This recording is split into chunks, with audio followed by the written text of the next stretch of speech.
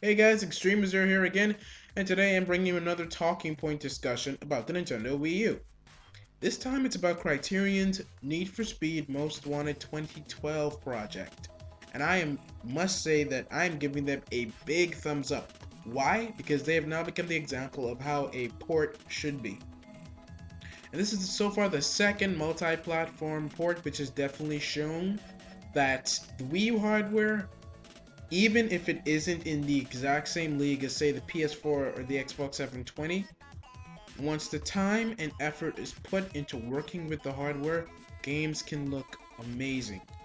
Now the first was Trying 2, and that was on par with the PC version of the game, and it looked absolutely stunning. Now Criterion Games has come with their Need for Speed Most Wanted U project, and once again it looks on par with the PC version, and it looks breathtaking, I must say. They went ahead and they took the extra time. They didn't try and rush to get it on release date for the Nintendo Wii U, but they took their extra time with it. They took a break and then they came back. They took some time to try and craft the Wii U port to be a quality port, not just copy and paste. No, they went ahead and they went as far as to dive into the PC version of the game, take its textures, and use it on the Wii U version and improve the lighting and everything, and the result is, whoa. I looked at a few comparison screenshots this morning comparing the Wii U version versus the Xbox 360 version, and I'm going to show you a bit later. And I must say that it definitely shows that when time and effort is put into trying to work with the hardware, great things can be achieved. One of the main things that have been running around as it relates to the Wii U's hardware is how is it going to fare with the multi-platform games against Xbox 720 and PlayStation 4. Now, I can definitely say that we're probably not going to run into the same problem we had with the Wii versus the PS3 and the 360.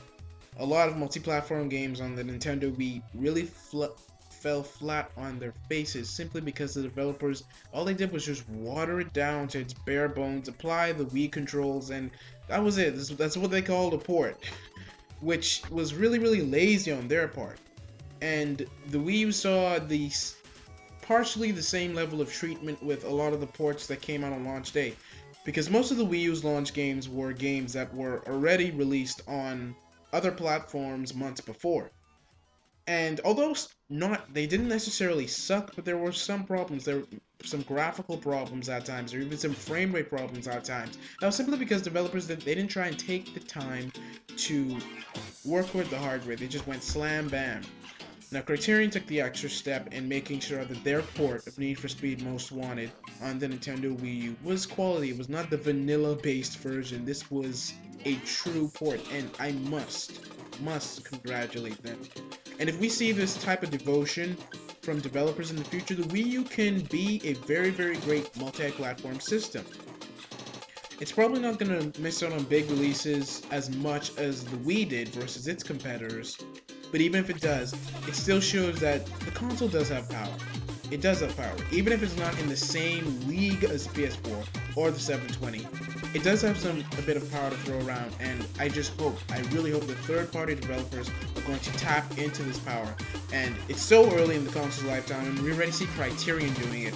So I really hope that other big developers like EA and Activision and Ubisoft and so forth and so on will do the same thing, because it's not impossible. It's really not impossible. Like I've been saying before, the Wii U does have some amazing potential. Amazing potential. All it has to do is be driven the right way.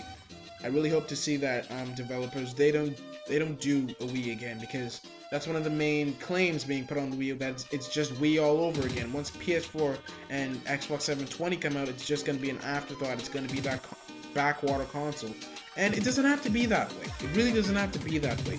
So if developers following Criterion's shoes and the developer is trying to, they can indeed make the Wii U an amazing console and really help it this 8th generation, which is looking up to be very interesting indeed. Now I'm just gonna go ahead and show you the comparison screenshots that I was talking about, while at the same time giving you a little taste of the gameplay capture of the Wii U version. And this is indeed how a port should be done. Roll that clip.